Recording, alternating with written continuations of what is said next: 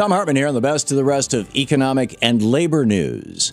You need to know this. The United States is home to 5% of the world's population, but we house 25% of the world's prisoners. That is just one of the reasons why President Obama is calling for sweeping reforms to our criminal justice system. During a speech last Tuesday at the NAACP, the president called for changes to mandatory minimum sentencing, for a review of the use of solitary confinement, and for more investments in education and assistance programs to keep people out of jail in the first place. He said, quote, "Any system that allows us to turn a blind eye to hopelessness and despair, that's not a justice system, that's an injustice system." He added, "Justice is not only the absence of oppression, it's the presence of opportunity," end quote. And the president addressed the fact that our justice system has never really been blind when it comes to race or economic standing. He pointed out that African Americans and Latinos only represent 30% of the American population, yet those groups account for 60% of all inmates. Statistics clearly show that these minorities don't commit crimes more often, but they are more subjected to harsher penalties that trap them in a cycle of incarceration.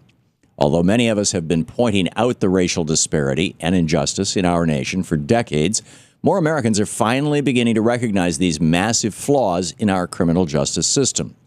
At his speech last week, President Obama said, "The eyes of more Americans have been opened to this truth, partly because of cameras, partly because of tragedy, partly because the statistics cannot be ignored. We cannot close our eyes anymore," end quote. Incarcerated Americans are still Americans, and it's time that our criminal justice system stands for more than just injustice. Next month will mark the 80th anniversary of Social Security, and some lawmakers say it's time to expand the insurance program. Since its creation, Social Security has allowed millions of Americans to retire, and for decades, those benefits kept millions of seniors out of poverty. Unfortunately, corporations have used Social Security as an excuse to modify or destroy their pension programs, and Social Security benefits alone have not kept up with the cost of living. As such, far too many seniors rely only on these meager benefits to survive, and that's why Senator Bernie Sanders and Congressman John Conyers want to expand the program. In a letter to President Obama, they wrote, quote, "According to a 2014 survey, 79% of likely voters support increasing Social Security benefits," end of quote. That includes 90% of Democrats, 73% of independents, and 73% of Republicans. The lawmakers said, quote, "As Social Security is affordable, universal, efficient, secure, portable, distributionally fair, and popular, expanding its modest benefits should be the #1 retirement security recommendation of the White House Conference on Aging." Hopefully, the White House is listening. After the Voting Rights Act of 1965 was enacted, millions of Americans thought that the fight against voter suppression was finally over.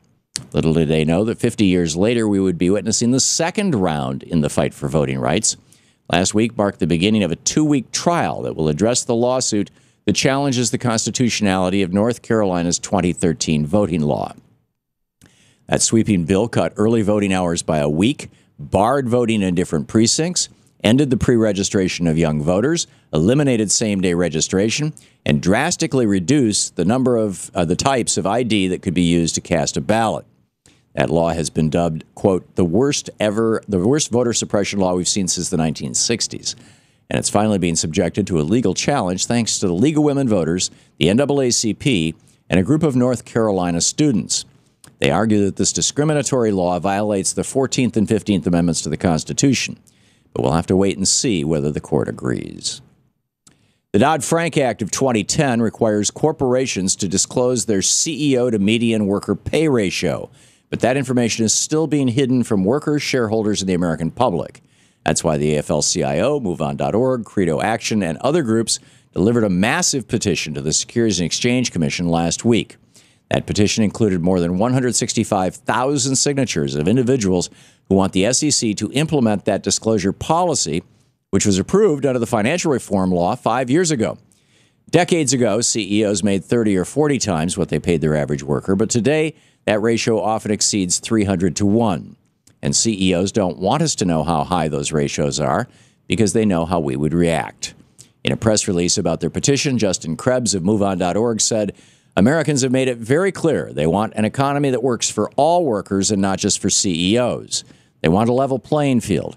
The grassroots movement to demand a new and transparent economic fairness has been growing all year, and now over 165,000 Americans have joined in calling on the SEC to act. Well said, Justin.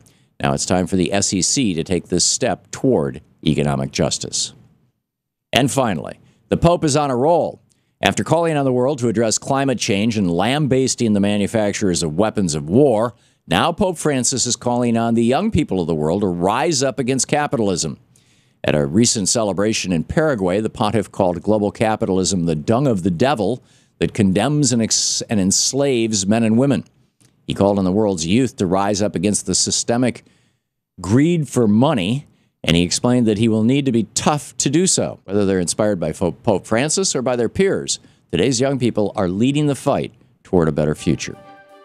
And that's the way it is for the week of July 20th, 2015. I'm Thom Hartmann on Economic and Labor News.